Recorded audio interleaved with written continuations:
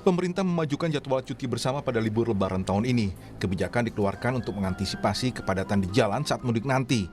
Dengan kebijakan baru, maka cuti bersama Lebaran akan dimulai pada 19 April dan berakhir pada 25 April. Keputusan ini menurut Menteri Perhubungan Budi Karya Sumadi sudah disetujui Presiden Joko Widodo. Kebijakan memajukan cuti bersama untuk menghindari penumpukan pemudik yang diperkirakan terjadi pada tanggal 21 April nanti. Kami tadi bersama-sama Kapolri mengusulkan liburnya maju 2 hari. Jadi mulai tanggal 19 sudah libur, 20 sudah libur, tapi masuknya 26. Jadi tambah 1 hari, tapi di depan maju 2 hari. Itu alasannya apa? Karena secara tradisional, keinginan akan mudik ini tinggi sekali. Dengan volume yang banyak, dan kalau dilihat itu tertuju sama hanya tanggal 21, maka terjadi penumpukan yang luar biasa. Pemerintah memperkirakan akan ada kenaikan pemudik dari 85 juta orang menjadi 123 juta orang. Sedangkan khusus di Jabodetabek juga naik dari 14 juta orang menjadi 18 juta orang. Dengan kebijakan memajukan cuti bersama diharapkan bisa menghindari penumpukan dan kepadatan pemudik di jalan bisa terurai. Tim Liputan Kompas TV. Untuk mengetahui dampak dari kebijakan pemerintah yang memajukan cuti bersama dan dampaknya dalam mengurai kemacetan saat mudik nanti, kita sudah bergabung dengan pengamat transportasi Joko Setiawarno. Pak Joko, apa kabar Pak? Alhamdulillah sehat. Terima kasih sudah bergabung bersama kami. Tujuan pemerintah menggeser lebih awal cuti ini untuk mengurai kepadatan saat mudik nanti. Menurut Anda seberapa besar imbasnya atau efeknya nanti? Ya paling tidak kan prediksinya kan tanggal 21 itu yang cukup tinggi ya puncaknya. Tapi dengan bergesernya ini setidaknya ya saya kira sekitar 20% bisa ada terjadi perubahan lah ya. Apalagi kalau ditambah dengan anak sekolah. Anak sekolah juga libur, kemudian kuliah-kuliah juga sudah libur, ini bisa sangat membantu sekali. Kalau anak sekolah, anak kuliah mungkin katakanlah mulai tanggal 17 sudah bisa dilakukan gitu kan. Nah, tahun lalu sebenarnya swasta sudah melakukan itu. Swasta biasanya lebih mendahului mereka, cuman jumlahnya mungkin belum begitu banyak ya, tapi tahun lalu sudah dilakukan sebenarnya.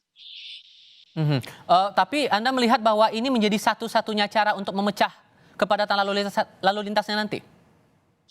Ya, ini salah satu aja ya. Sebenarnya kalau memperbanyak mudik gratis itu juga salah satu cara juga kan. Artinya orang tidak bawa kendaraan pribadi, entah itu mobil maupun sepeda motor, terutama sepeda motor yang mereka beralih menggunakan kendaraan umum. Ya. Nah, banyak cara sebenarnya bisa dilakukan nantinya untuk merubah itu. Tapi tentunya kalau di masa mudik ini ya kita jangan berpikir seperti kondisi normal ya, karena kondisi jalannya juga memang tidak dirancang untuk kondisi mudik gitu loh. Ya, tapi agak lumayan lah kalau melihat tahun lalu, contohnya umpamanya perjalanan dari Jakarta ke Solo sekitarnya itu sebelum terhubung jalan tol bisa 30 sampai 34 jam. Nah, sekarang kisarannya 10 sampai 12 jam lah. Tapi kalau memilih tidak jalan tol saya kira bisa lebih cepat itu. Masalahnya kan masih favorit itu ada jalan tol. Nah, ini yang mungkin perlu tambahan informasi bahwa jalan non tol juga masih bisa digunakan. Jalan arteri ya, entah itu jalan nasional, jalan provinsi maupun jalan kabupaten. Oke, menurut Anda siapa saja yang terdampak dari kebijakan memajukan cuti bersama ini? Ya, yang jelas ini perusahaan-perusahaan swasta harus segera membayar THR ya. Ya kalau sudah dibayar THR itu otomatis biasanya mereka akan cuti sendiri, libur sendiri gitu kan ya. Nah ini tentunya akan memberikan percepatan pembayaran THR pada swasta. Jadi mungkin kalau rencana bayar 21 ya dimajukan lah gitu ya. Oke. Terakhir, terkait untuk titik kepadatan mana saja yang mungkin bisa terurai dari kebijakan memajukan cuti bersama ini menurut Anda? Ya, yang jelas tadi tol ya. Tol masih favorit, tapi setidaknya akan mengurangi di jalan tol.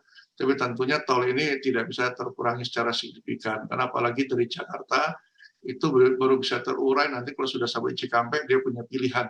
Ya, entah itu jalan arteri atau tol. Tapi kalau dia masih Cikampek, ini ya Cikampek keduanya harus difungsikan juga, ya menambah kapasitas volume kendaraan yang lewat gitu ya. Ya nantinya mungkin nanti akan ada rekayasa lalu lintas lah seperti tahun sebelumnya kan, entah itu kontraflow maupun searah. Tapi mungkin kalau searah nanti ada pertimbangan khusus.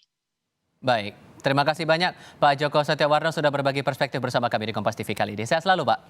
Terima kasih.